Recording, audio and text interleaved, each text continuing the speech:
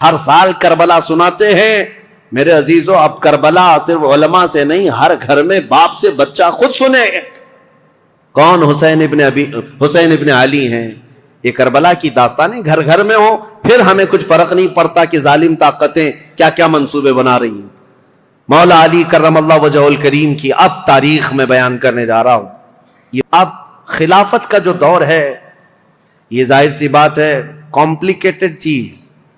حکومت، سیادت، امارت، خلافت یہ آسان چیز نہیں ہے میرے عزیزو. ہر زمانے میں، ہر دور میں یہ عہدہ ہمیشہ اختلافی ہوتا ہی رہا ہے. لیکن صحابہ کے دلوں میں حضور صلی اللہ تعالی علیہ وسلم نے خالص اللہ کی محبت رکھی تھی.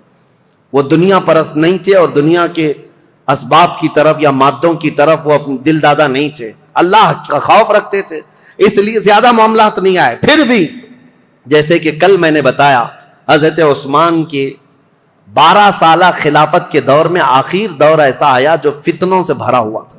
عبداللہ بن سبا نام کا ایک یہودی جس نے یہ بیج بویا اور ایک جماعت پیدا کر دی، اور مسلمانوں میں انتشار اور فرقہ پیدا ہونا شروع ہو گیا.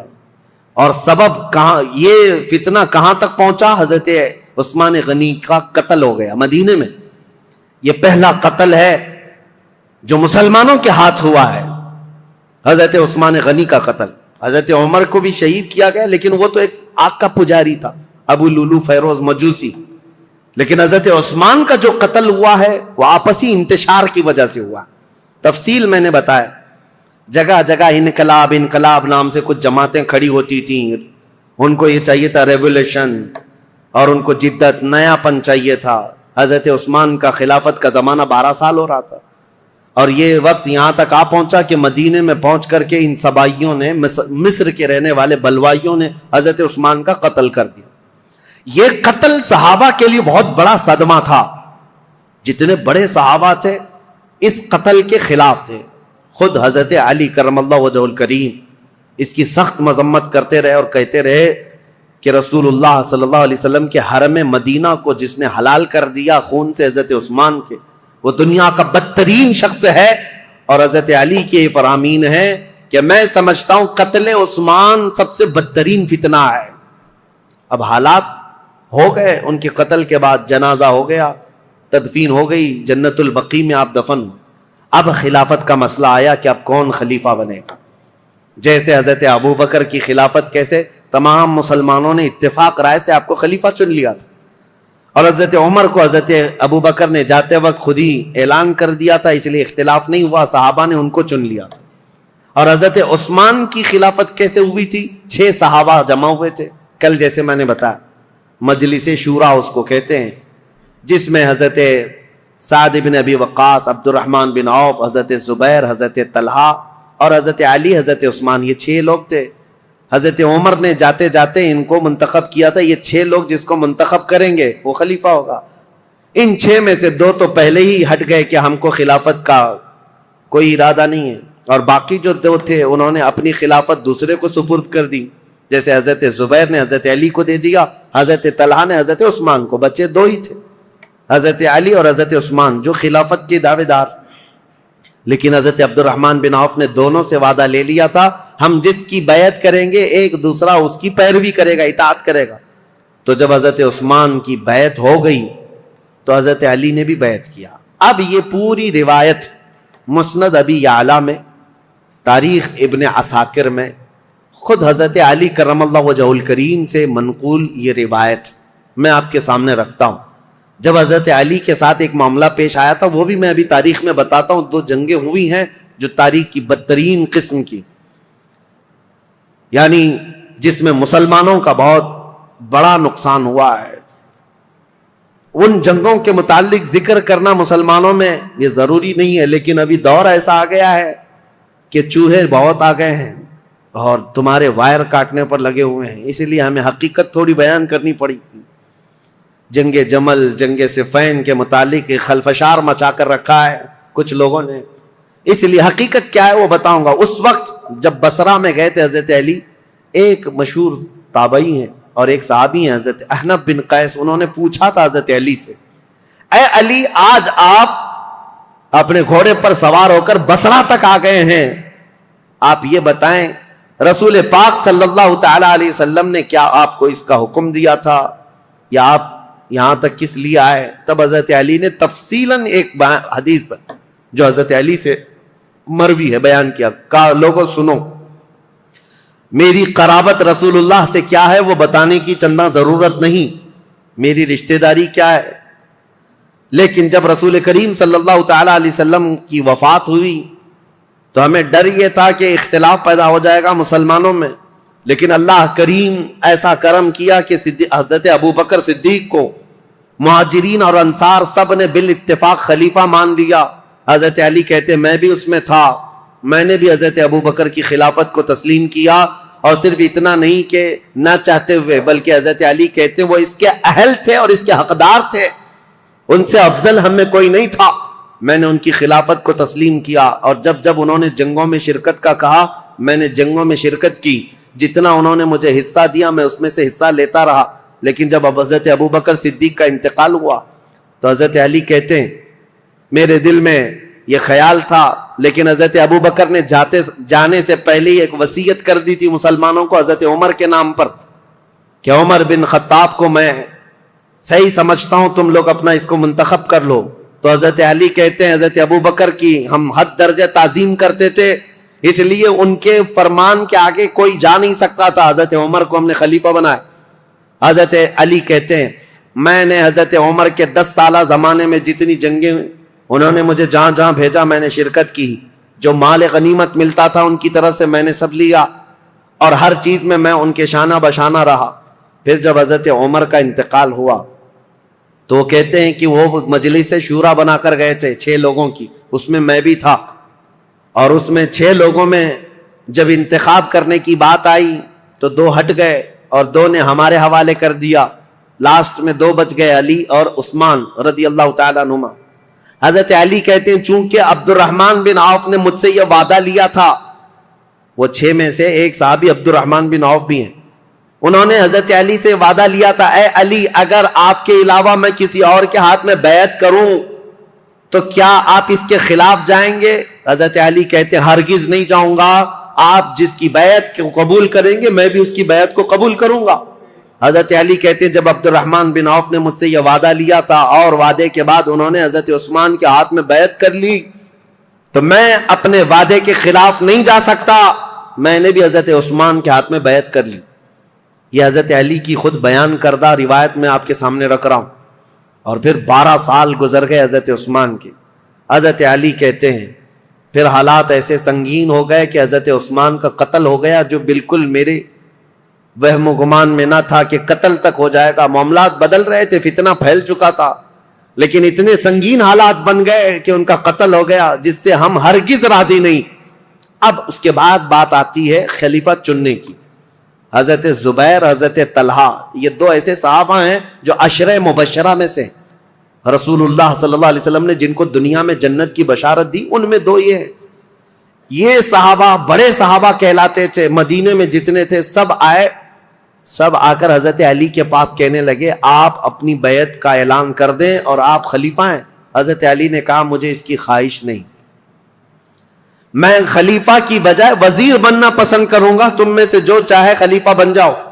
کیونکہ حالات ایسے تھے اس وقت حضرت علی کو خلیفہ بنایا جا رہا ہے جب انتشار بہت پھیل چکا تھا، امن کا دور نہیں تھا، جگہ جگہ جماعتیں کھڑی ہو گئی تھی، صبائی فتنہ، کوفہ میں الگ، بصرہ میں الگ، عراق میں الگ اور شام میں الگ اور مدینہ مکہ والے الگ.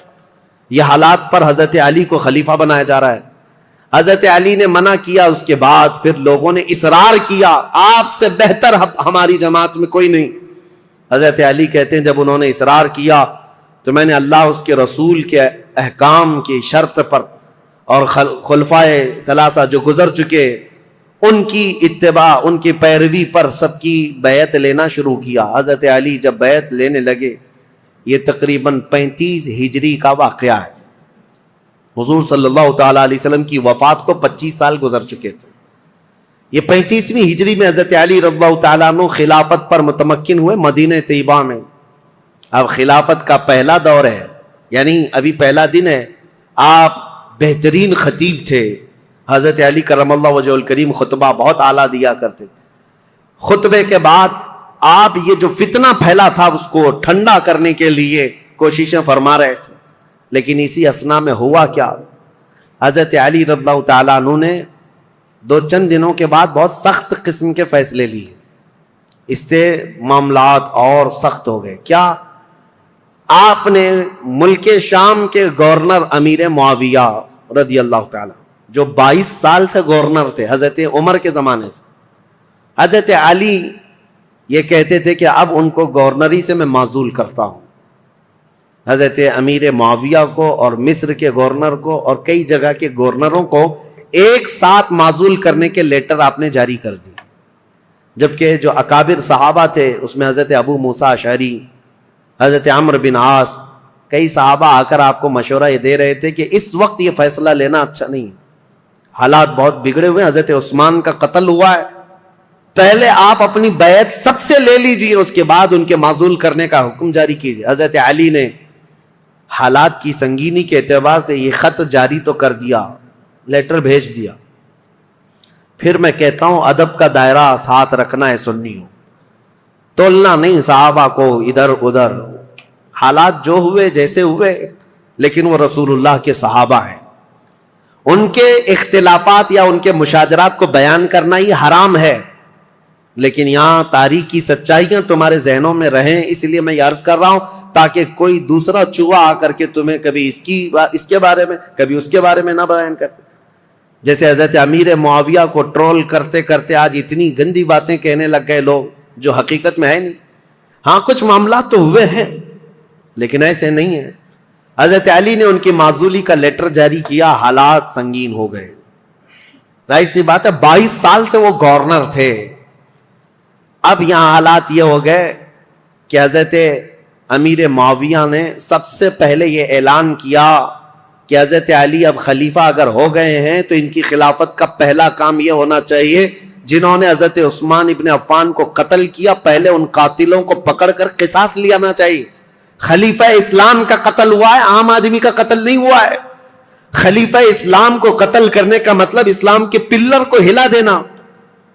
حضرت امیر معاویہ شد و مت سے بہت زور شور سے یہ مطالبہ شروع کر دی, اور مطالبے میں بھی اتنا کہ حضرت امیر معاویہ نے مدینے ایک قاصد کو بھیجا اور حالات معلوم کر کے حضرت عثمان کا وہ جبہ منگوایا جس میں ان کی شہادت ہوئی تھی.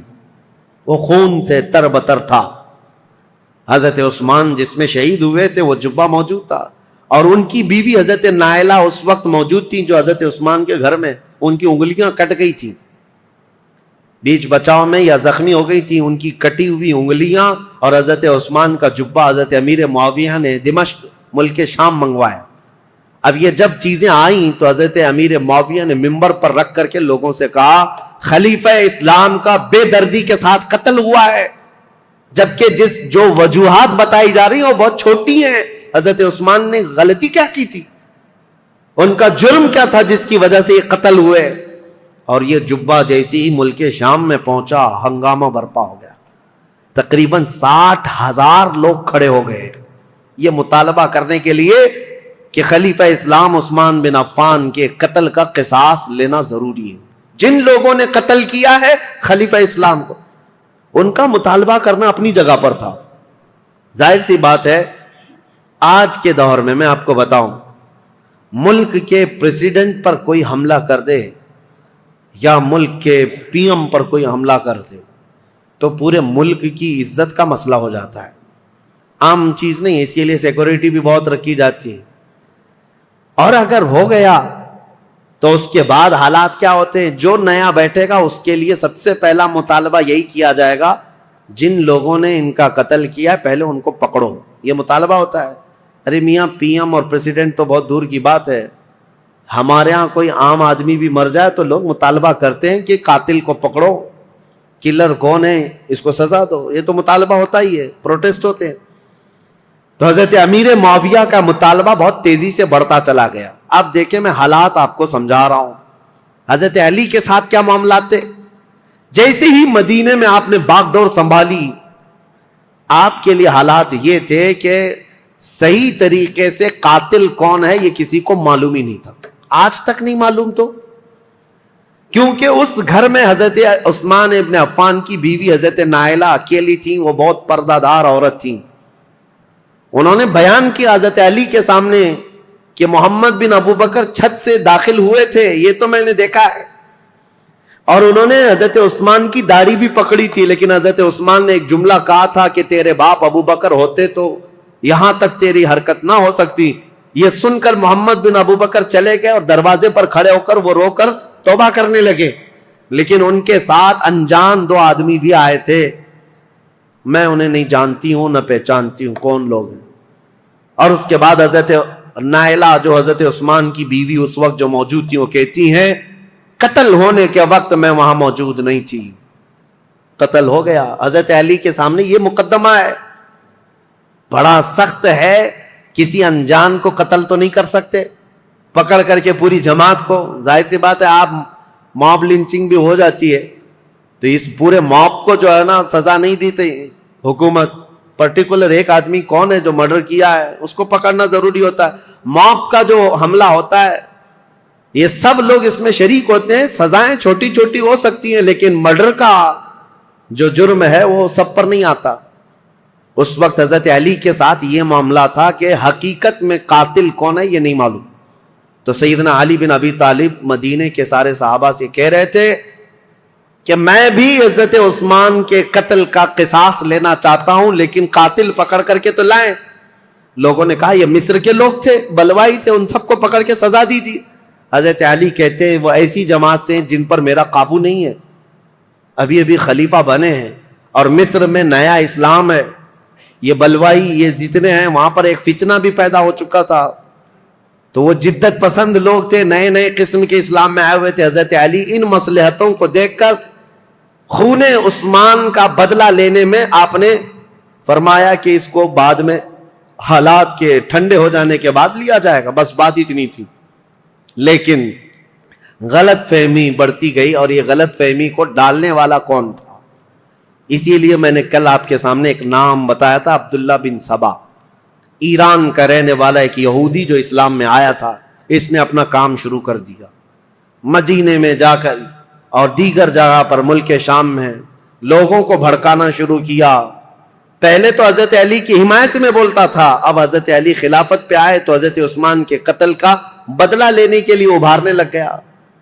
اب ہوا یہ کہ حضرت عائشہ صدیقہ رضی اللہ تعالیٰ عنہ، ان کا بھی کردار ہے تاریخ میں، ام المومنین ہے، زبان نہ کھولنا ان کے لیے بھی گستاخی کے لیے، ایمان برباد ہو جائے گا. ام المومنین رسول اللہ صلی اللہ علیہ وسلم کی محبوبہ ہیں، زوجہ ہیں.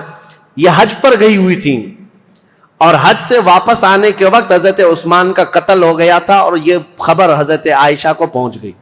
حضرت عائشہ کا مقام تھا صحابہ میں سب میں بھی، کیونکہ ام المومنین نے سب لوگ احترام کرتے تھے. حضرت عائشہ کے پاس جب یہ خبر پہنچی تو حضرت زبیر اور حضرت طلحہ یہ دونوں حضرت علی کے ہاتھ پر بیعت کر چکے تھے مدینے میں، لیکن حالات جب سنگین ہونے لگے تو یہ مدینہ چھوڑ کر مکہ چلے گئے. کون؟ یہ بڑے 2 صحابہ عشرہ مبشرہ میں. حضرت زبیر حضور صلی اللہ تعالی علیہ وسلم کے یہ بھی بھائی لگتے ہیں، پھوپھی کے بیٹے ہیں، سگی پھوپھی کے بیٹے ہیں حضرت زبیر. جیسے حضرت علی چاچا کے بیٹے ہیں، حضرت زبیر پھوپھی کے بیٹے ہیں. تو حضرت زبیر اور حضرت طلحہ دونوں مکہ چلے گئے اور یہ دونوں جا کر حضرت عائشہ سے ملاقات کیا پردے میں اور ان کو حالات بتائے مدینے میں کیا کیا ہوا، حضرت عثمان کا قتل کیسے ہوا. حضرت عائشہ بہت جلال میں آئی، کہا ہم جانتے ہیں عثمان بن عفان کے اخلاق اور ان کی کردار کو، سارے صحابہ ان کی پاکیزگی کی گواہی دیتے تھے. حضرت عائشہ کہتی ہیں میں وہ دن بھی جانتی ہوں جب رسول اللہ صلی اللہ تعالیٰ علیہ وسلم حجرے میں بیٹھے ہوتے، کئی لوگ آتے حضور اسی طرح لیٹے رہتے، جب عثمان آتے تو حضور اپنی تہبند سے ہی کر لیتے تھے. حضرت عائشہ کہتی ہیں میں گواہ ہوں اور میں پوچھتی یا رسول اللہ عثمان کے آنے پر اپنی تہبند آپ پیر سے نیچے تک کرتے ہیں اور اٹھ کر بیٹھتے ہیں، کیوں ایسا؟ حضرت عثمان کے متعلق حضور نے فرمایا اے عائشہ کیا میں اس سے حیا نہ کروں جس سے اللہ کے فرشتے حیا کرتے ہیں؟ اللہ کے فرشتے جس سے حیا کرتے ہیں. میرے عزیز، حضرت عائشہ نے جب یہ کہا اور وہ جلال میں آئیں، واپس مکہ لوٹ کر آئیں، کہا جب مدینے کے حالات اتنے خراب ہو گئے تو اب کیا کرنا چاہیے؟ مکہ والوں کو جمع کر کے حضرت عائشہ نے ایک خطبہ دیا، اور اس خطبے میں آپ نے یہی فرمایا کہ عثمان بن عفان خلیفہ اسلام تھے، خلیفہ برحق تھے، ان کا قتل پورے اسلام کے لیے کلنک ہے، اس کا بدلہ تو لینا ہوگا، قصاص ضروری ہے، ورنہ اسلام پر یہ دھبا ہمیشہ کے لیے رہ جائے گا۔ حضرت عائشہ کی تقریر پر جوش آیا لوگوں میں، اور پھر مکہ والے بھی جمع ہو گئے۔ مکہ والوں نے سب آ کر کے حضرت عائشہ سے کہا کہ یہ بدلہ لینے کا طریقہ کیا ہے؟ حضرت علی خلیفہ ہو گئے اور انہوں نے سب سے بیعت لی ہے، لیکن طریقہ کیا ہے؟ حضرت عائشہ اب اس بارے میں مشورہ کر رہی تھی، ہاں طریقہ کیا ہے، اس پر بھی تو سوچنا چاہیے کہ خون عثمان کا بدلہ لینا ہے، لیکن وہ قوم مصر کے رہنے والی ہے اور مصر میں ہماری پہنچ نہیں، کیسے؟ تو اس میں جب صحابہ کی میٹنگیں ہونے لگی مکہ میں، تو اب میں آپ کو بتاؤں، یہاں سے ایک نئی جنگ کی ابتدا ہو گئی۔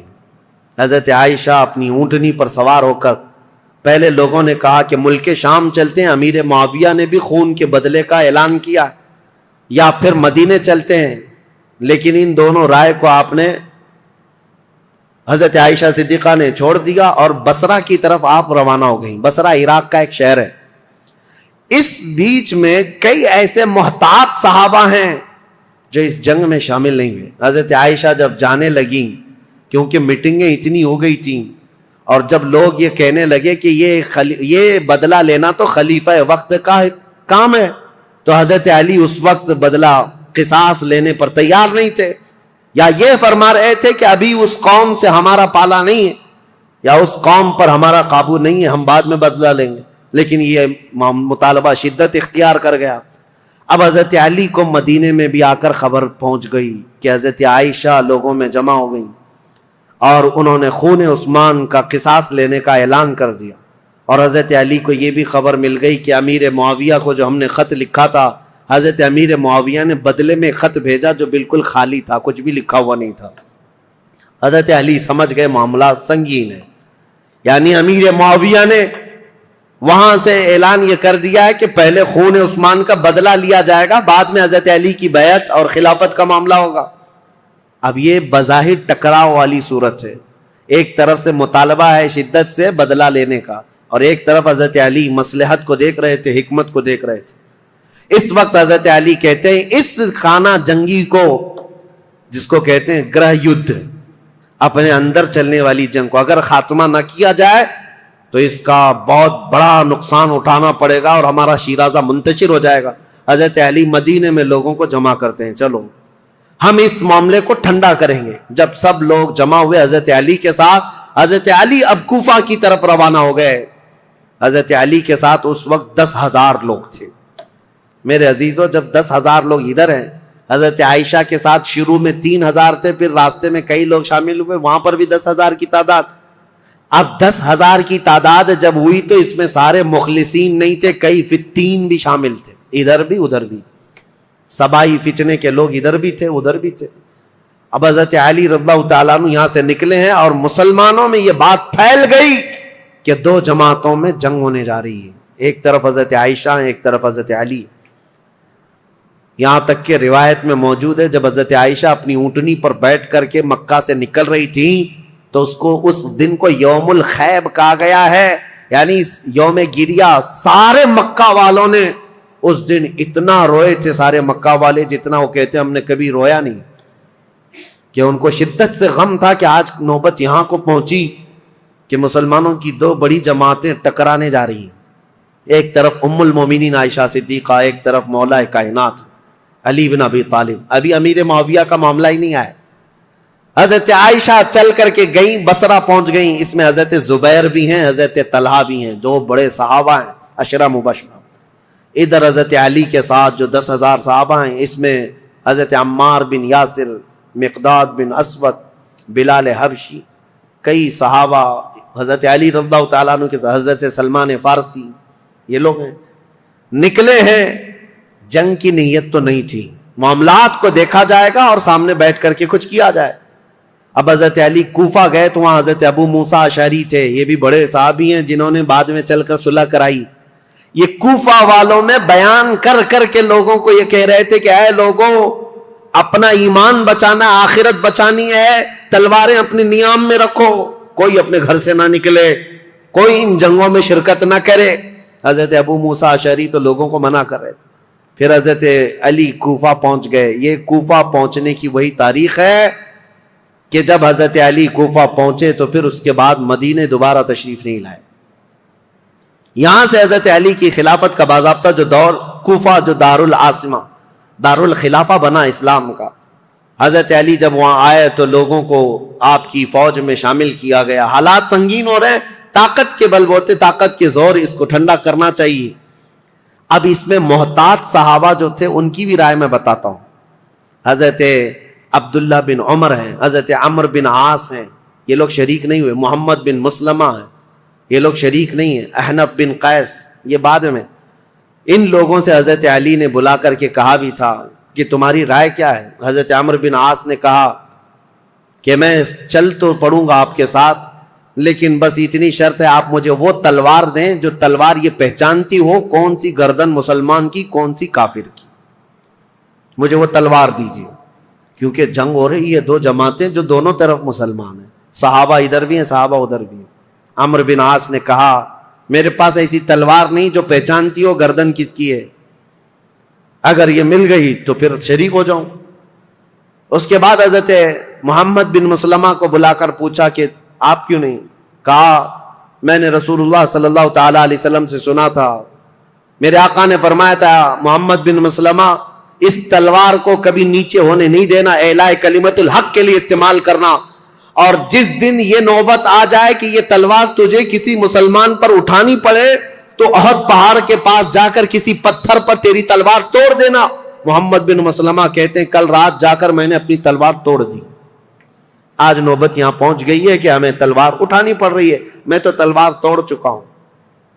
حضرت عبداللہ بن عمر, انہوں نے بھی یہی کہا کہ میں فرق نہیں کر پاؤں گا کہ کون حق پر ہے کون کس پر ہے, اسی لیے میں اس میں شریک نہیں ہوں. کچھ محتاط صحابہ ان میں نہیں آئے, لیکن حضرت علی جب سفر پر روانہ ہو, یاد رکھو مسلمانوں ایمان کی حفاظت اسی میں ہے, دونوں جگہ کا بیلنس برقرار رکھو, ام المومنین کا بھی مولا کائنات کا بھی, دونوں رسول اللہ کی قرابت دار ہیں, رشتہ دار ہیں. حضرت عائشہ صدیقہ جب آئیں تو اب مشورے ہو رہے تھے, میٹنگیں ہو رہی تھی, ان کے خطبے اتنے پر اثر تھے کہ لوگ جمع ہوئے. جب وہ بصرہ میں گئی تو 12,000 لوگ جمع ہوئے. کہا کہ نہیں حق پر ہیں, خون عثمان کا بدلہ لینا چاہیے. یہ حالات دیکھ کر کے ایک صحابی ایسے ہیں جن کا بہت بڑا رول ہے, حضرت قعقاع, یہ آئے, حضرت زبیر, حضرت طلحہ, حضرت عائشہ ان کے پاس آئے. کہا اچھا یہ میٹنگ بعد میں ہوئی, اس سے پہلے ایک حادثہ ہو گیا تھا. کیا ہے؟ بصرہ میں جیسی حضرت عائشہ پہنچی تو بصرہ کے جو گورنر تھے وہاں پر, تو جو گورنر تھے وہ حضرت علی کی طرف سے تھے, عثمان بن حنیف. انہوں نے کیا کیا کہ راستہ روکنا ہے ان کا, یہ تو لڑنے کے لیے آئے, تو انہوں نے فوراً ہی جنگ شروع کر دی, جبکہ حضرت علی کے آنے کا انتظار کرنا تھا. تو عثمان بن حنیف نے لوگوں کو اتار دیا, اور جنگ جیسی خالی راستہ روکنے کے لیے شروع ہوئی تھی اس میں 700 لوگ مارے گئے بصرہ کے. اب ظاہر سی بات ہے جب بصرہ میں اتنا بڑا قتل ہو گیا تو جو 12,000 لوگ تھے ان میں سے 6,000 لوگ پھر گئے. کہا یہ تو اپنے ہی لوگوں کا قتل ہو رہا ہے, یہاں اپنے ہی لوگ مر رہے ہیں. تو 6,000 لوگ جب چھوڑ دیے تو حضرت عائشہ کے پاس رات میں حضرت قعقاع آئے. حضرت عائشہ تھی, حضرت زبیر, حضرت طلحہ, یہ تینوں بڑے لوگ بیٹھے تھے. حضرت قعقاع آئے اور کہا دیکھیں کیا حالات بدلتے ہوئے یہاں تک نہیں پہنچے, آپ لوگ تو نکلے تھے عثمان بن عفان کے قتل کا بدلہ لینے کے لیے, لیکن مسئلہ یہاں تک پہنچ گیا کہ جو گورنر بصرہ کے ہیں انہوں نے راستہ روکا, اور ان کے راستہ روکنے کی وجہ سے جو جنگ ہوئی اس میں 700 لوگ مارے گئے. اب ان 700 لوگوں کے مارے جانے کا بدلہ اب کس سے لیا جائے گا, ان کا قصاص کس سے لیا جائے گا؟ اب آپ کے ایک ایک فوجی سے وہ قصاص لینا پڑے گا, اتنے مر گئے. تو ڈائیورٹ ہو جائے گا مسئلہ, کہاں آپ کس کام کے لیے نکلے تھے اور کس کام میں آ گئے. کل کو اگر گورنر بصرہ کے عثمان بن حنیف کا قتل ہوتا ہے تو پھر یہ مطالبہ بدل جائے گا. اب آپ کے بارے میں بھی لوگ یہ کہیں گے تم تو نکلے تھے عثمان بن عفان کے قتل کا بدلہ لینے کے لیے، لیکن تم نے اپنے ہاتھوں سے بصرہ کے گورنر کا قتل کیا، اب ان کا قصاص ہم آپ سے لیں گے، بات تو برابر ہو جائے گی۔ حضرت قعقاع کی یہ باتیں اتنی اثر کر گئیں، حضرت عائشہ نے کہا قعقاع جو کہتے ہیں بالکل سچ ہے، ہمیں جنگ نہیں کرنی چاہیے، ہمیں جنگ نہیں کرنی چاہیے۔ حضرت زبیر حضرت طلحہ کے پاس بھی وہ آئے، اسی طرح کی تقریر کی، تینوں نے کہا حضرت علی سے ہماری ذاتی کوئی دشمنی نہیں، صرف اسلام کے اس پلر کو کوئی ہلا نہ پائے اس لیے ہمارا یہ مطالبہ تھا، لیکن آپ کی بات صحیح ہے کہ اب یہ جنگ چھڑ جائے تو اپنوں کا قتل بہت زیادہ ہوگا۔ تو حضرت قعقاع سے ان تینوں نے کہا جو باتیں آپ نے ہم سے کی ہیں یہی باتیں علی بن ابی طالب سے بھی کرو، اگر وہ بھی راضی ہیں یہ مصالحت کے لیے تو جنگ کی ضرورت ہی نہیں۔ تو حضرت قعقاع سیدھے کوفہ گئے حضرت علی کے پاس، یہی ساری باتیں حضرت علی کے پاس انہوں نے رکھا، کہا ایسے حالات ہیں۔ حضرت علی نے گرین سگنل دے دیا اور کہا ہم بھی جنگ کے لیے نہیں آئے قعقاع، جو تم باتیں کر رہے ہو ہم بیٹھیں گے، زبیر اور طلحہ میرے بھائی ہیں، ہم مصالحت کے لیے جائیں گے۔ حضرت علی جب آئے بصرہ تو یہ دونوں جماعتیں، حضرت عائشہ کی جماعت ہے، حضرت علی بن ابی طالب کی، سنو توجہ سے، اب اصل مسئلہ شروع ہوتا ہے۔ رات کو میٹنگیں ہوئی مصالحت کے لیے، حضرت قعقاع کبھی ادھر گئے کبھی ادھر گئے، دونوں نے رات میں ایگریمنٹ بھی لکھ لیا۔ حضرت زبیر خود چل کر کے حضرت علی کے پاس آئے، حضرت علی سے گفتگو کرنے سے پہلے ہی حضرت علی نے ان سے پوچھا اے زبیر تمہیں یاد ہے رسول اللہ صلی اللہ علیہ وسلم نے ایک مرتبہ میں بھی تھا اور تم بھی تھے، سنو حضرت علی حدیث سنا رہے ہیں، حضرت زبیر کو یاد دلا رہے ہیں، کہا میں بھی تھا تم بھی تھے، رسول اللہ نے تم سے یہ نہیں کہا تھا اے زبیر ایک دن تم علی سے لڑو گے اور علی حق پر ہوں گے، ایک دن تم علی سے لڑو گے اور علی حق پر ہوں گے؟ تو حضرت زبیر نے کہا سچ کہا علی تو نے، میں نے رسول اللہ سے سنا تھا۔ کہا حضرت زبیر اسی دن وہاں سے کہتے میں لڑنا نہیں چاہتا تم سے، نکل گئے۔ جیسے ہی حضرت زبیر گئے حضرت طلحہ نے پوچھا ان سے کیا بات ہے، حضرت زبیر نے کہا علی نے مجھے وہ حدیث یاد دلائی جو رسول اللہ نے میری زندگی میں کہا تھا، علی حق پر ہے، علی حق پر ہے۔ حضرت زبیر چل پڑے تو حضرت طلحہ نے کہا اے زبیر میں بھی اس فعل پر اس کام پر نادم ہوں، شرمندہ ہوں، میں بھی نکل چلتا ہوں۔ یہ رات کی خبر جو ہو رہی تھی حضرت عائشہ رضی اللہ تعالیٰ عنہا کے پاس پہنچی تھی۔ حضرت عائشہ کے ساتھ ایک معاملہ ہوا تھا راستے میں، وہ بھی میں تاریخ میں ہے میں آپ کو بتاتا ہوں۔ جب حضرت عائشہ کی یہ فوج چل رہی تھی مقام حواب ایک جگہ آئی جہاں کتے بھونکنے لگے، حضرت عائشہ نے فوراً اونٹنی کو کھڑا کر دیا اور پوچھا یہ اس جگہ کا نام کیا ہے؟ لوگوں نے کہا مقام حواب، تو ڈر گئی، کپ کپی آ گئی جسم میں۔ کہا ماں عائشہ صدیقہ کیا ہوا کیا؟ کہا میں نے رسول اللہ سے ایک حدیث سنی تھی، میرے آقا نے فرمایا اے عائشہ ایک بار تم مسلمانوں کے ساتھ سفر پر ہوگی تو اللہ کی قسم دیتا ہوں اس جماعت میں تم مت جانا جس میں حواب کے کتے بھونکیں گے۔ حضور سے میں نے یہ سنا تھا حواب کے کتے بھونکیں گے جس جماعت میں، اس جماعت میں جانا مت۔ حضرت عائشہ نے کہا کہ اگر یہاں حواب کا مقام ہے تو کتے بھونک رہے ہیں اور میں نہیں چاہتی کہ اس جماعت میں ہوں۔ یہ بصرہ آنے سے پہلے کی بات ہے، لیکن کیا بتائیں جماعت میں فتنہ انگیزی کرنے والے جو سبائی لوگ تھے ان میں 40 لوگ ایسے آئے جنہوں نے اللہ رسول کی قسم اٹھائی، قرآن کی قسم اٹھا کر کہا یہ حواب کا مقام ہے ہی نہیں، حواب ہے نہیں، یہ دوسری جگہ ہے، یہاں کے کتے روز بھونکتے رہتے۔ حضرت عائشہ کو حلف لے کر کے انہوں نے کہا یہ حواب کا مقام نہیں ہے، تب حضرت عائشہ پھر چل پڑی جبکہ وہ مقام حواب ہی تھا۔ حضرت عائشہ جب بصرہ پہنچی تو اب حالات جو مصالحت کے ہو رہے تھے، رات کو ایگریمنٹ لکھ دیا گیا، لیکن جیسے ہی یہ سبائی 3 لوگوں کو پتا چلا دونوں جماعتوں میں صلح ہو رہی ہے تو دونوں جماعتوں میں صلح کی بات سن کر یہ سبائی لوگ جتنے جنگ میں شریک تھے سب کے سب بھڑک اٹھے اور کہا ہم یہاں تک صلح کرنے آئے ہیں، ہم تو ایک دوسرے کی گردن مارنے آئے ہیں، اگر یہ بڑے لوگ صلح کر رہے ہیں تو ہم تو نہیں صلح کریں گے۔ یہ فتنہ اٹھایا گیا اور صبح ہوتے ہی حضرت زبیر جا رہے تھے، اپنا سامان لے کر اس میدان سے نکل رہے تھے، ایک سبائی شخص آیا اور حضرت زبیر کو پیچھے سے نیزہ مار کر شہید کر دیا.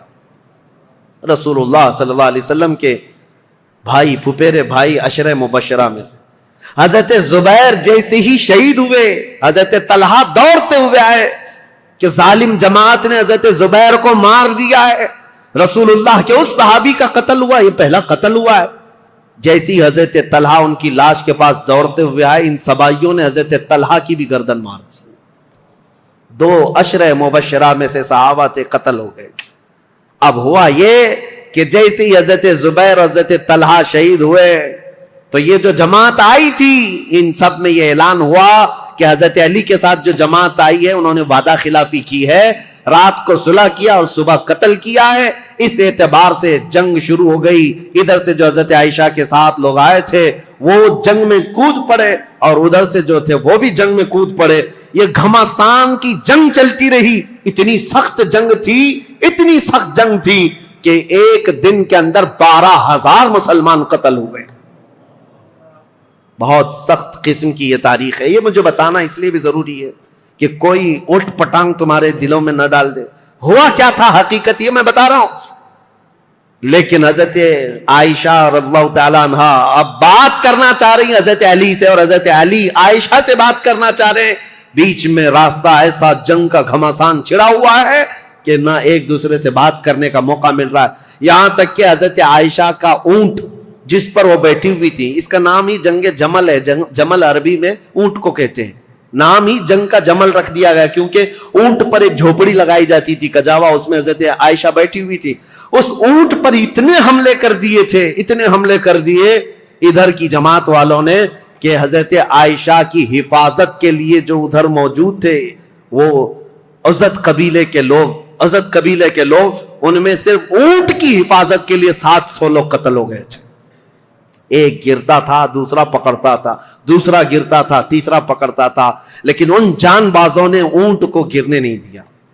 حضرت علی رضی اللہ تعالیٰ عنہ نے پھر حکمت کے ساتھ فرمایا کہ یہ جنگ ختم ہوگی اس وقت جب یہ اونٹ بیٹھے گا. تو اپنی ایک معتمد جماعت کو جو اہل حق تھے ان کو بھیجا کہ جاؤ تم کسی نہ کسی طرح سے اونٹ کو نیچے پیروں کی طرف سے کچھ زخمی کر دو یا کسی طرح اونٹ بیٹھ جائے.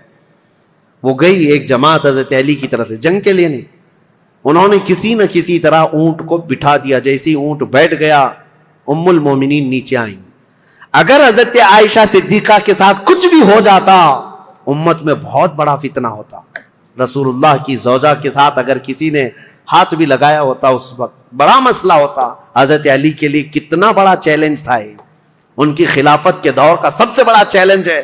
ایک طرف ام المومنین کی عزت کو بچانا ہے کیونکہ پورے مومنین کا وقار ہے، رسول اللہ کا گھر ہے.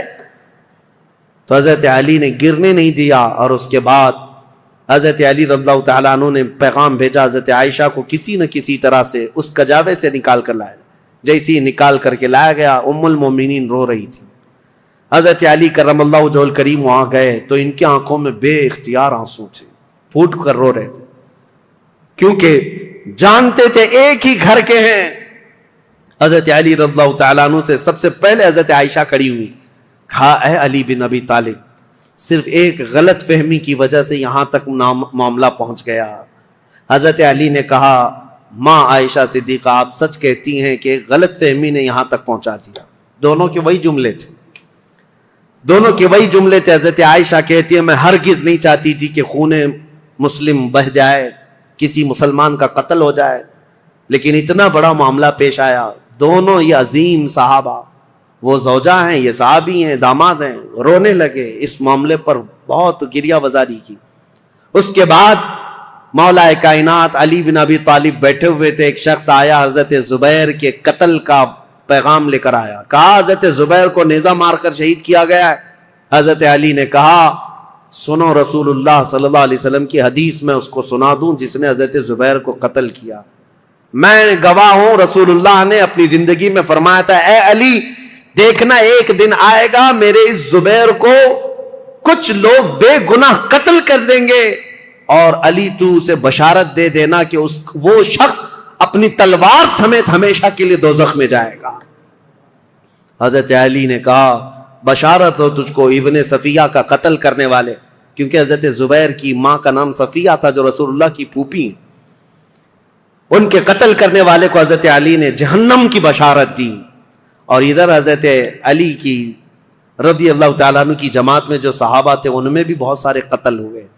لیکن میرے عزیزو، یہ غلط فہمی شیطان کی طرف سے ڈالی ہوئی سبائی فتنہ کتنا ڈینجر ہے آپ کو میں بتاؤں۔ اسی لیے کفار و مشرکین سے لڑنا آسان ہے، لیکن جماعت میں موجود غداروں سے اور منافقین سے لڑنا بہت بڑا چیلنج ہے، بہت بڑا چیلنج ہے۔ اسی لیے ہمیشہ سترک رہو، ہمیشہ محتاط رہو کہ تم اس دین پر قائم رہو جس پر اللہ اور اللہ کے رسول نے اپنے صحابہ کو چھوڑا ہے۔ اس کے علاوہ کوئی دوسرا راستہ امن والا ہے نہیں۔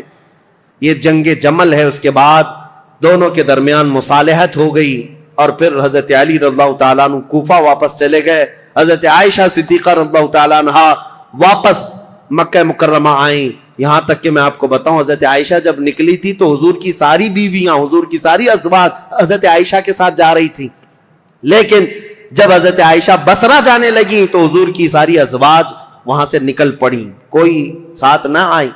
اب اس معاملے کو میں آپ کے سامنے رکھتا ہوں میرے عزیزو، اے سنیوں۔ پہلی بات تو یہ ہے، ہم میں سے کوئی اس لائق نہیں کہ ان دو جماعتوں میں کسی ایک کو کے لیے فیصلہ کر سکے۔ کیا آپ میں سے کسی کی اہلیت ہے؟ کوئی اس لائق ہے کہ کبھی حضرت علی کے بارے میں فیصلہ دے یا حضرت عائشہ کے بارے میں فیصلہ دے؟ جب تمہیں پتا ہے میری حیثیت ہے ہی نہیں۔ ارے ماں باپ لڑ جائیں تو بچے کی یہ حیثیت نہیں ہوتی کہ وہ ماں باپ میں فیصلہ کرے، وہ تو امت کے ان کبار لوگوں کی بات ہے جو رسول اللہ کی شرف صحابیت حاصل کیے ہوئے ہیں۔ پہلی بات اپنی زبان کو لگام دینا۔ یہ ہوا تھا تو یہاں ایسا نہیں ہونا تھا، وہاں ایسا نہیں ہونا تھا۔ یہ کوئی گھر کا حادثہ نہیں ہے، کسی گلی محلے کا حادثہ نہیں ہے۔ یہ دو جماعتیں صحابہ کی، دونوں جماعتیں جن کے متعلق قرآن کی آیتیں ہیں، رضی اللہ عنہم ورضوا عنہ، اللہ ان سے راضی ہوا اور وہ اللہ سے راضی ہیں۔ وَكُلًّا وَعَدَ اللَّهُ الْحُسْنَى 27 پارے کی آیت ہے، اللہ نے فرمایا ان سب سے اللہ نے جنت کا وعدہ فرمایا، جنت کا وعدہ فرمایا۔ غلط فہمی سے ہونے والی یہ جنگ، اگرچہ کئی مسلمانوں کا قتل ہوا، لیکن اس پر اللہ کریم کی بارگاہ میں فیصلہ ہوگا، اور رب العالمین احکم الحاکمین یوم قیامت یہ فیصلہ فرمائے گا۔ اور اسی لیے اے لوگوں، اپنی زبانیں دراز کر کے خود فیصلہ دے کر کہیں تم اپنے ایمان کو خراب مت کر لینا، کہیں اپنی آخرت کو خراب مت کر لینا۔ اب آئندہ سے میں آپ کو بتاؤں، جنگ جمل اور اسی طرح کے حضرت امیر معاویہ کے ساتھ ایک جنگ ہو گئی، جنگ صفین۔ اس کو تذکرے کی ضرورت نہیں، لیکن حقیقت میں وہاں پر بھی یہی غلط فہمی ہوئی تھی۔ حضرت امیر معاویہ چونکہ اعلان کر چکے تھے خون عثمان کا بدلہ لینا ہے، وہ بھی ملک شام سے آئے اور ایک جگہ پر حضرت علی رضی اللہ تعالیٰ عنہ کی فوج اور ان سے ٹکرا ہوا، اس میں بھی جنگ ہوئی، لیکن دو صحابہ کو حکم بنایا گیا، ایک حضرت عمر بن عاص اور ایک حضرت ابو موسیٰ اشعری۔ حضرت ابو موسیٰ اشعری حضرت علی کی طرف سے تھے، حضرت عمر بن عاص امیر معاویہ کی طرف سے تھے۔ سارے دونوں جماعتوں نے ان دونوں کو حکم بنایا اور کہا یہ جو فیصلہ کریں گے اس پر دونوں جماعتیں راضی ہوں گی۔ حضرت عمر بن عاص اور حضرت ابو موسیٰ اشعری نے دونوں نے آپس میں بات چیت کر کے ایک صلح نامہ بنایا، ایگریمنٹ بنایا، کیا کیا ہوگا آگے، کس کس طرح سے معاملات طے کیے جائیں گے۔ اس پر دونوں جانبین کی دستخط ہوئی۔ حضرت امیر معاویہ بھی ملک شام چلے گئے، حضرت علی بھی کوفہ آ گئے۔ جنگ نہیں ہوئی، یہ جنگ صفین، اس میں صلح ہوئی ہے، لیکن سبائی فتنہ یہاں پر بھی کام کر گیا۔ انہوں نے ایک نئی جماعت کھڑی کر دی، خارجیوں کی جماعت۔ انہوں نے یہ کہا علی نے بھی کفر کیا ہے، امیر معاویہ نے بھی کفر کیا ہے۔ دونوں کے بارے میں کہا، کیوں؟ کہا دونوں نے حکم بنایا، اپنا فیصل بنایا، اور حکم صرف اللہ ہے، حکم صرف اللہ ہے۔ لا حکم الا للہ آیت پڑھتے تھے اور کہتے تھے قرآن میں تو ہے اللہ ہی حکم ہے، اللہ کے علاوہ کوئی حکم نہیں۔ حضرت علی نے اس کے متعلق یہ فرمایا تھا، کلمۃ حق ارید بہ الباطل، کلمہ تو حق ہے جو کہہ رہے ہیں، لیکن اس سے معنی باطل مراد لے رہے ہیں۔ جیسے آج بھی بہت ساری جماعتیں ہیں، آیتوں کو کس پر فٹ کر دیتے ہیں، مشرکین پر اتری ہوئی، مشرکین کے لیے اتری ہوئی آیتیں وہ مومنین پر فٹ کر دیتے ہیں۔ خارجی ایک جماعت تیار ہوئی جو حضرت امیر معاویہ کی بھی دشمن، حضرت علی کی بھی دشمن۔ ان لوگوں نے یہ فتنہ اٹھایا کہ یہ دونوں جماعتیں کافر ہو گئی، ہم اپنی جماعت لے کر الگ ہوتے ہیں۔ اور یہ جماعت ایک پھر نہیں بنی، شیعہ حضرات کے بعد ایک خارجی جماعت، اور یہ جب کافر خود ہو گئے، ظاہر سی بات ہے رسول اللہ کے 2 صحابہ کو کافر کہنا خود کافر ہونا ہے. یہ جماعت نکلی، حضرت علی نے ان سے بھی مقابلہ کیا مقام نہروان میں، اور جتنے خارجی تھے یہ اتنے سخت ہو گئے تھے کہ جو بھی مسلمان گزرتا تھا اس کا پورا مال لوٹتے تھے اور اس کو جلا دیتے تھے. حضرت علی کی دشمنی میں مسلمانوں کے دشمن ہو گئے، تو پھر حضرت علی نے ان کے ساتھ مقابلہ کیا اور وہ جتنے خارجی ہوئے تھے ان کو قتل کیا. چند خارجی بچ کر کے وہاں سے نکل کر بھاگے اور انہوں نے اپنی الگ الگ جماعتیں بنائی. اب شدت بدلہ لینے کی شدت انتقام اتنا گھر کر گیا خارجیوں میں کہ 3 خارجی لوگ ایسے ہوئے میٹنگ کیا اور انہوں نے کہا دیکھو یہ روز روز کی جنگوں سے پریشان ہیں، یہ 3 بڑے لوگ جو ہیں علی بن ابی طالب، عمرو بن عاص، امیر معاویہ، ان تینوں کو قتل کر دیتے معاملہ ہی ختم ہو جائے گا. نعوذ باللہ. یہ 3 کاموں کے لیے عبد الرحمن بن ملجم، عمرو بن بکیر اور ایک شخص اور تھا برکہ بن عماد یا کچھ اس کا نام برکہ تھا. یہ 3 خارجی لوگ تھے، میٹنگ کیا، کہا ہم تینوں ایک ہی دن کا انتخاب کرتے ہیں، ایک ہی دن تینوں کو ماریں گے. 3 بڑے صحابہ کو، حضرت علی کو، حضرت عمرو بن عاص کو، حضرت امیر معاویہ کو. ان تینوں نے، حتیٰ کہ یہ جو عبد الرحمن بن ملجم ہے اس نے شادی کی، یہ عاشق تھا ایک عورت کا، اور اس نے شادی میں اپنی عورت کے مہر میں یہ رکھا تھا کہ 12,000 دینار مہر میں دوں گا اور علی بن ابی طالب کی گردن مہر میں دوں گا. قتل مہر میں رکھا تھا. اس قدر دشمنی کوٹ کوٹ کر بھری ہوئی تھی. اور ان تینوں نے ایک تاریخ متعین کی، رمضان المبارکہ کی. 17 رمضان کو تینوں اپنے اپنے علاقوں میں گئے. حضرت علی کوفہ میں تھے، حضرت عمرو بن عاص یہ مدینے میں یا دوسرے علاقے میں تھے، حضرت امیر معاویہ ملک شام میں تھے. تینوں پھیل گئے اپنے اپنے ان منصوبوں کو لے کر. اور حضرت امیر معاویہ، حضرت عمرو بن عاص کے لیے جو لوگ گئے تھے، ایک برکہ اور ایک جو حضرت عمرو بن عاص کو قتل کرنے والا تھا، یہ تینوں بکیر، عمرو بن بکیر، یہ دونوں جو ہے اپنی پلاننگ میں فیل ہوئے. لیکن عبد الرحمن بن ملجم یہ تلوار کو زہر میں بجھا کر کے کوفہ میں روز انتقام کی آگ میں بھڑکتا رہا. اور حضرت علی رضی اللہ تعالیٰ عنہ ایک رات سوئے ہیں اور خواب میں رسول اللہ صلی اللہ علیہ وسلم کو دیکھا، جیسے حضرت عثمان اپنی شہادت کے دن ایک دن پہلے دیکھے. حضرت علی رضی اللہ تعالیٰ عنہ نے خواب میں رسول اللہ سے عرض کیا، یا رسول اللہ میری امت نے مجھے ٹھیس پہنچا، آپ کی امت کے کچھ لوگوں نے مجھے ٹھیس پہنچائی.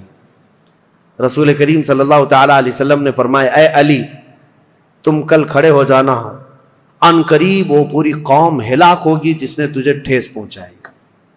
رسول کریم صلی اللہ تعالیٰ علیہ وسلم نے فرمایا، اور ان کی زندگی میں ہی یہ حضور نے فرمایا تھا، علی جو جماعت تم سے نفرت کرے گی وہ جہنم میں جائے گی. حضور نے تو منافق کی علامت بھی بتائے، جس کو علی سے بغض ہوگا وہ مومن نہیں منافق ہوگا، زندگی میں فرمایا تھا. تو حضرت علی نے خواب دیکھا، صبح حضرت حسن کو اٹھایا بستر سے، امام حسین کو اٹھایا، کوفہ میں تھے، کہا کہ چلو فجر کی نماز کے لیے جا رہے تھے. اور حضرت علی کی عادت تھی فجر کی نماز کے لیے لوگوں کو جگاتے تھے، ہر گھر سے آواز دیتے تھے زور سے. حضرت حسن اور حضرت حسین کو اٹھایا اور کہا میں نے خواب میں رسول اللہ کو دیکھا ہے، اور رسول پاک صلی اللہ تعالیٰ علیہ وسلم نے مجھ سے یہ فرمایا، وعدہ فرمایا. اور اس کے بعد یہ کہتے ہوئے حضرت علی محراب کی طرف بڑھ رہے تھے سارے لوگوں کو. یہ عبد الرحمن بن ملجم نے حضرت علی کرم اللہ وجہہ الکریم کے چہرے پر وار کیا، اور وہ تلوار سے حضرت علی رضی اللہ تعالیٰ عنہ کے انجانے میں چہرے سے ایسا گھاؤ بیٹھا کہ ایک ایک بات دیگرے کئی حملے کیے نماز پر جانے والے کے لیے. اور اسی وقت حضرت علی رضی اللہ تعالیٰ عنہ کے جسم میں زہر بھی سرایت کر گیا، چہرے سے لے کر حضرت علی رضی اللہ تعالیٰ عنہ کے کندھے تک زخم آیا تھا. آپ زمین پر آ گئے تو آپ کو سارے لوگوں نے اٹھایا. یہ فجر کا وقت تھا، 17 رمضان المبارک کی تاریخ تھی. مولا کائنات علی مرتضیٰ رضی اللہ تعالیٰ عنہ کو گھر لایا گیا تو آپ جام شہادت نوش فرما گئے. اس حیدر کرار فاتح خیبر کی شہادت ہو گئی 17 رمضان کو. مارنے والا قاتل عبد الرحمن بن ملجم، اس کو پکڑ کر کے لوگوں نے ٹکڑے کر دیے تھے اور اس کے ٹکڑے جلا دیے گئے تھے. خارجی تھا، لیکن میرے عزیزوں مولا کرم اللہ وجہ الکریم علی بن ابی طالب کے قتل کے ساتھ ہی اسلام کا تاریخ کا ایک دروازہ بند ہو گیا.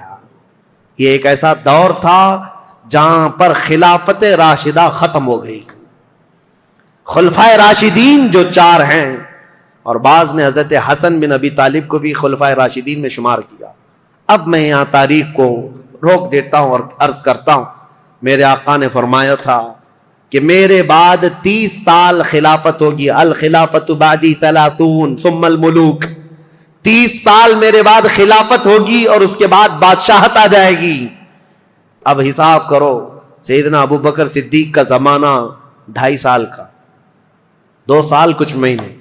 حضرت عمر فاروق رضی اللہ تعالیٰ عنہ کا زمانہ 10 سال، کتنے ہوئے؟ 12.5 سال۔ حضرت عثمان بن عفان رضی اللہ تعالیٰ عنہ کا زمانہ 12 سال، کتنے ہوئے؟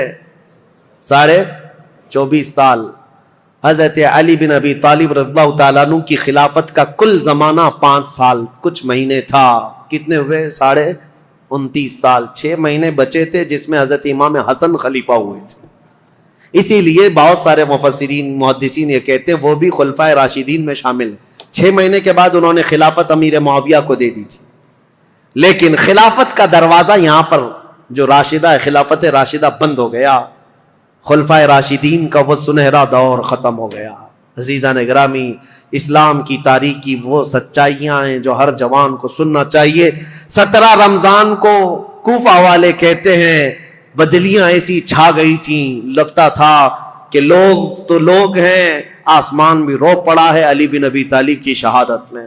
حضرت علی کرم اللہ وجہہ الکریم کا جسد خاکی لایا گیا، امام حسن نے نماز جنازہ پڑھائی، امام حسین نے غسل دیا تھا، اور آپ کو کوفہ شہر کے اسی مسجد کے کنارے دفن کیا گیا تھا۔ بعض روایات میں ہے آپ کے جسد مبارکہ کو لوگوں سے چھپا کر کے رکھا گیا تھا، کیونکہ خارجی جو جماعت تھی وہ اتنے شدید قسم کی نفرت کر رہے تھے کہ کہیں قبر کو اندھیرے میں کھود کر توہین نہ کریں، بے حرمتی نہ کریں۔ مولا کائنات علی مرتضیٰ رضی اللہ تعالیٰ عنہ کی قبر مبارکہ کو چھپایا گیا تھا، لیکن بہت ساری روایتیں بتاتی ہیں مقام نجف اشرف جو کوفہ کا حصہ تھا جہاں مولا علی کو دفن کیا گیا، آج بھی امیر المومنین کا دروازہ بڑی شان کے ساتھ کھلا نظر آتا ہے، اور ان کی تربت انور پر جب جھنڈا لہراتا ہے تو میرے عزیزوں کئی مرتبہ نجف جانے کا موقع ملا، کئی مرتبہ عراق گیا، جب بھی اس لہراتے ہوئے جھنڈے کو دیکھتا ہوں تو خیبر یاد آ جاتا ہے۔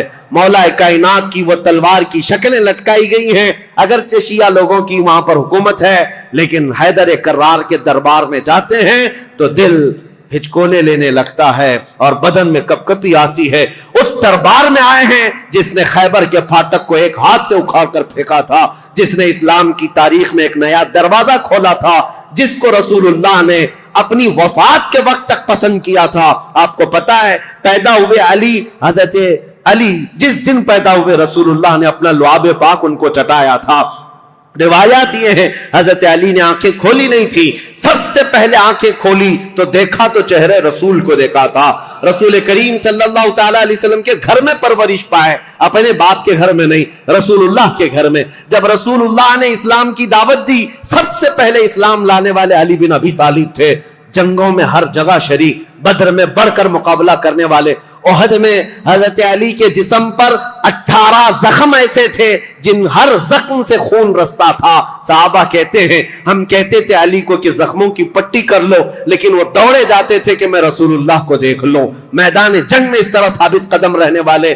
ایک مرتبہ لوگوں نے کہا حضرت علی ان کے پنڈلی میں ایک تیر ایسا چبھ گیا تھا کہ نکالتے تو گوشت نکل آ جاتا تھا، آپ نکالنے نہیں دے رہے تھے۔ لوگوں نے کہا علی بن ابی طالب کی اس پنڈلی سے تیر اس وقت نکالو جب یہ نماز پڑھنے کے لیے چلے جائیں، اس لیے کہ نماز میں ایسے مح ہو جاتے تھے، دنیا و ما فیہا سے بے خبر، دنیا میں ہو کیا رہا ہے، کیونکہ وہ اپنے خالق کائنات کے رب کے حضور سجدہ کرتے۔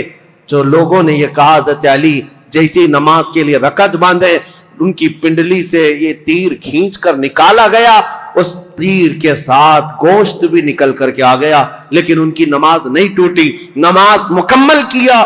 سلام پھیرنے کے بعد لوگوں سے پوچھا کس نے میری پنڈلی سے تیر نکالا اور کس وقت نکالا، مجھے تو خبر ہی نہ ہوئی۔ وہ حیدر کرار کی نماز تھی۔ رسول اللہ کے ساتھ ہر گھڑی رہنے والے حضور صلی اللہ تعالی علیہ وسلم نے اپنی عزیز لخت جگر فاطمۃ الزہرا کے لیے کسی کو منتخب کیا تھا، وہ علی بن ابی طالب کو منتخب کیا تھا۔ اور یہ بات بھی بتا دوں، رسول اللہ نے اپنے جانے کے وقت جن لوگوں کا نام فرمایا تھا کہ میں ان لوگوں سے راضی ہوں، وہ کون لوگ تھے جن کے ناموں میں حضرت علی کا نام تھا؟